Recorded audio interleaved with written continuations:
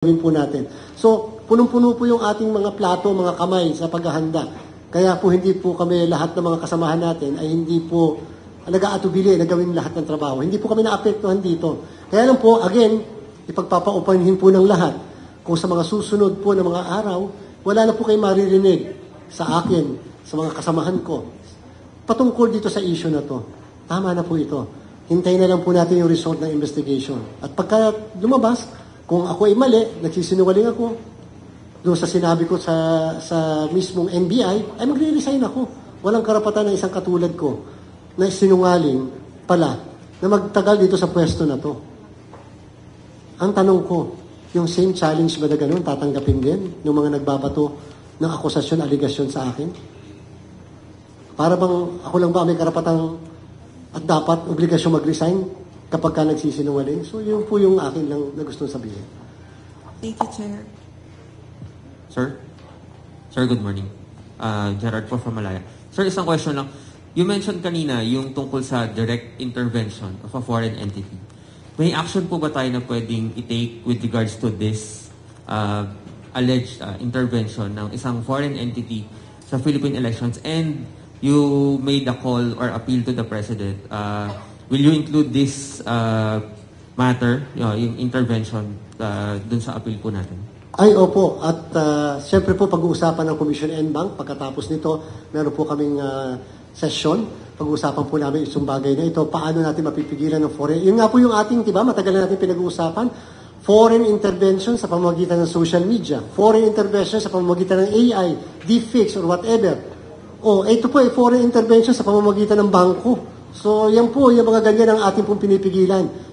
Buti nga, lumabas yung ganito. Buti hindi na-erase. Buti napasama. Di pwede pala magpadala ng pera sa isa sa mga kandidato. Pwede pala magpadala ng ganyang kalaking pera sa isang kandidato. Pagbibintangan niya yung kandidato, ay engage, involved sa money laundering. Ganun pala kadali. Basta alam mo na yung account number ng isang kandidato, padadala mo ng pera, guilty sa money laundering. Yan ang isang natutunan ko. Kahit kayo, pwede kayong patahimikin bilang miyembro ng media. Kung biglang malalaman ng account number nyo, padadalhan kayo. O padadalhan na sa isang account na hindi mo account, pagkatapos pangalan mo, tapos ka. Sana po, may matutunan tayo dito sa pangyayari na ito. Check. Follow up lang, Chair. Siguro maybe we can get sa part naman ng mga commissioners. Kayo ba, may nakita ba kayo na maaring one way or susunod na araw, yun naman ang susunod na target nitong demolition job? Thank you po. Ako yatang pinaka-junior dito ngayon, so ako na magsasalita. No, kami ho, when we signed on, that's part of the bargain we struck. No? Alam namin na lahat kami subject sa kung anong scrutiny at kung anong iniisip ng public. But I was hoping, kasi kami ho sa COMELEC, we've known from the start that hindi naman ho totoo itong mga pinupukol. And I'm glad that with this press conference, maging ang publiko ay makita na hindi rin totoo lahat ng pinukol laban sa chairman. Ano? And I was hoping that this would be the close to this lurid episode. Because we have a lot of work to do. In fact, I think this should highlight that sa COMELEC ho, for the first time in its existence, nabigyan ho kami last year ng unqualified opinion ng COA. At I also would like to share that the new Government Procurement Act, which was just enacted and just approved and passed and signed by the President, ang isa ho sa highlights ng Government Procurement Act ay hinihingi na mag-video recording ng lahat ng procurement conference. Pero kami po dito sa COMELEC, hindi lang video recording ang ginagawa. Since 2022, under the leadership of Chairman George Garcia, live streaming yan eh. So alam ho ng publiko, alam ho ng lahat ng citizens' arms, which are constitutionally mandated to be there and to monitor on behalf of the public. Alam nila. So ito ho, nung unang ni-raise itong mga accusations na to, ang kasama rin ho maging yung procurement process at ang electoral process. They're trying to cast doubt on it. Paano mangyayari yun kung malinaw naman from the start that ito sa open process? So sana ho, with this, we can proceed, no? Because we've been like the chairman said, this weekend we came from Singapore and we met and interfaced and engaged with the Singapore overseas Filipino community. We also met several of the DFA consular workers who are going to conduct the elections, because as you know, we're going to be starting the internet or online voting for overseas workers next year, no? So marami ho kaming pinagkakaabalahan, dadating na rin ho yung mga ibang makina from Miru, and the different kami ho mga commissioners who are in charge of different endeavors, like ako po sa Bangsamoro, sa vote buying, hindi na ho namin dapat payagan ito na ma-distract pa kami sa aming kailangan gawin. Thank you, Dante. Magandang tanghali po, Chairman. Mayroon silang sinasite na batas, di ko maintindihan, hindi naman ako masyado sa batas, na isa sa dahilan kung bakit gusto nilang yung luma is because yun daw Miro ay wala pang eksperyensya sa ganitong sitwasyon o sistema, particularly sa halalan, hindi pa raw ito nagagamit. At nasa batas daw na bawal yon. Ikalawa, yun nga kaya ang totoong nasa likod nun. Anyway, kanina, natawag dito, i-clarify ko lang kasi parang may narinig ko kanina na mayroong isang bansang napagsabihan na what's happening now sa Pilipinas, ganun din yung nangyari sa kanila. Yung ba tinutukoy doon na mga involved ay yung kaparehong kumpanya na provider doon at saka dito? Yun ba yung ibig sabihin doon? Sa Congo po yon. Sa Congo. At hintayin niyo po, yung mismong presidente ng Electoral Commission ay bigla na lang pong lulutang at lalabas at sasabihin yung lahat na nangyari din sa kanila. Sa Congo po yun. At nakaugnayan po siya na isang sa mga kasamahan natin dito sa COMELEC. At may mga nabanggit po siya tungkol sa mga bagay-bagay na ganyan. Mari-research din kaya sa Google kung Smartmatic yun o hindi? Mari-research niyo po kung sino yung mga naandun. Tama Buti ka, naman. eksakto po. Napakaganda po ng internet. Just one click of your finger, nandyan yung informasyon. Basta magaling ka lang mag-research. Yes, sir. Kinakailangan napag-ugnay-ugnay mo lang ang lahat. Kasi hindi naman magsisinungaling magmula doon sa yung mga information na dati-rati classified, makukolekta mo na, makukuha mo na. At least po, siguro naman yung ating NBI, with all due respect po, at saka yung FBI, hindi na sila ganang mahihirapan kasi pinrovide na natin yung mismong connection. Madami pa po tayo hindi nilagay dyan, na nilagay po natin lahat doon sa for the information and ng ating pong National Bureau of Investigation at saka Anti-Money Laundering. At ang AMLAC po, kasalukuyan na silang nagsasagawa ng investigasyon. Yung sa experience, Chairman, ng against Smartmatic. Gusto ko po sana sagutin talaga yan kasi ang problem lang po, yan po yung isa sa mga issues na nasa Korte Suprema. Hindi po ba ako nga po sumagot lang sa katanungan na paano kapag binaliwala ang kontrata at walang makina? Hindi po ba sinagot ko na baka po mag-manual tayo? Hindi po pinailan ako ng contempt dahil sa katanungan. Wala po bang karapatan magsalita ang chairman ng COMELEC na sagutin yung ganung katanungan at sabihin sa mga tao kung ano mangyayari kung walang... Siyempre, pag walang makina, di manual election. Wala akong sinabing walang election, manual na election. Pinapasay po ako in contempt sa Korte Suprema. So, kaya po napaka-dangerous na magsalita pa ako tungkol sa bagay na yan sapagkat, again, ginagalang po natin ang kataas-taasang hukuman. Ngayon po, ay nakapag-submit na kasi kami ng ating pong sagot doon sa kaso na pinail po sa atin. Sir, magandang umaga po. Manny Vargas po, Chairman from DCWB.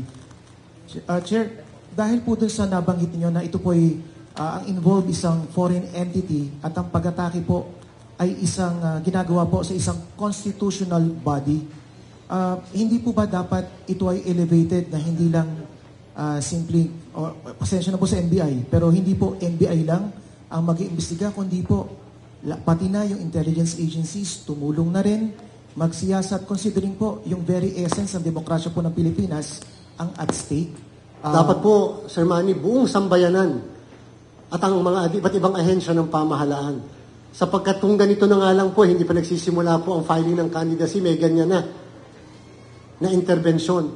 Paano pa sa mga susunod? Paano tayo makakasigurado na ang perang ginagamit ng mga politiko ay hindi galing sa kung saan-saan? Buti na nga lang po natapos at tinapos ng ating Pangulo ang Pogo.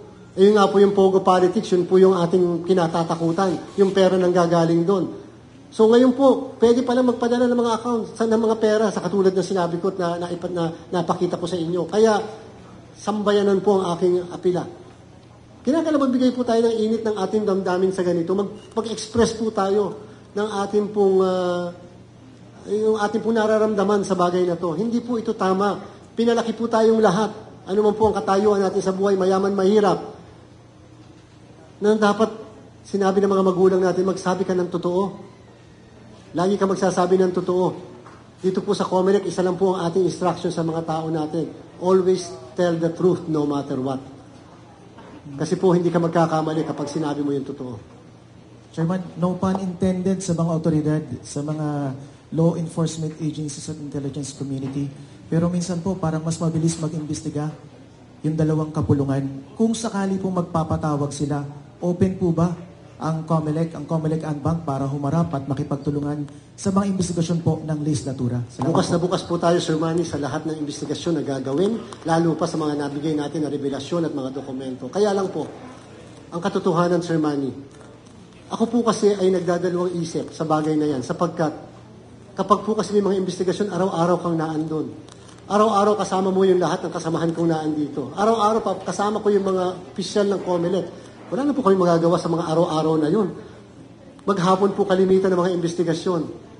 Paano na po kami makakapagtrabaho?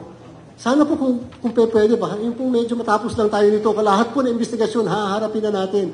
Kaya lang po, para lang po hindi kami maistorbo. Yun nga po yung purpose natin eh. Huwag kami maistorbo dahil nga po, bakit ganito ang Comelec? Bakit ganyan? Bakit kulang sa ganun? Sa amin po yun eh. Hindi po namin pwedeng sabihin lagi, kulang po kasi sa panahon. Hindi po tamang sabihin yun.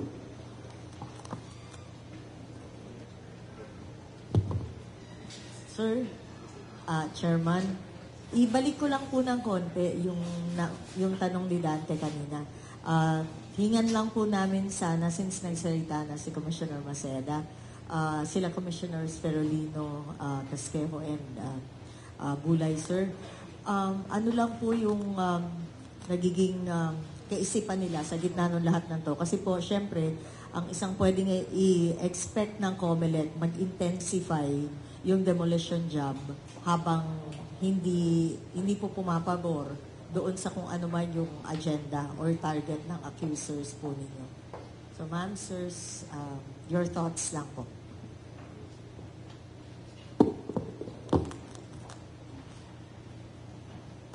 Gusto lang niya talaga ako magsalita.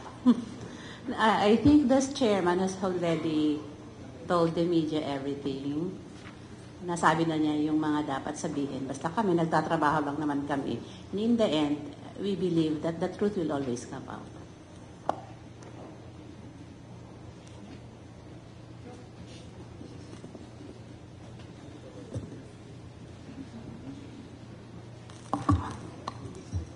Sorry, Chair. Nainom ako ng tubig. Hindi ko naintindihan ko ano. Tinatanong. Anyway. Yung ano po, ako po kasi ang chairman ng printing. Ina-announce ko po sa buong Pilipinas na sa August 22, darating yung dalawang printing machines na in-specify ng inyong Commission and Bank na gagamitin sa eleksyon. Yun pong dalawang machines na yun, darating kung di ako nagkakamali itong August 22. Alam niyo po, yung machine na yun, ang the very first installation in Asia. Hewlett Packard po. At nag-i-introduce po kami ng innovation kasi di ba napakahaba po ng balota natin. Pag tinignan niyo po yung mga pangalan, pati yung mamarkahan niyo, hindi na ho halos makita. So, binago po namin yan para masarap naman tignan. Imbis na mga pangalang sunod-sunod na gano'n, pagkarami-rami na malabo, pinabold namin yon para mas madaling tingnan, lalo ng seniors. Pinabold din namin yung kulay ng inyong shade. So, para enticing bumoto. Alam niyo po, mahal yung dalawang makina na yun. At yun po ay lease.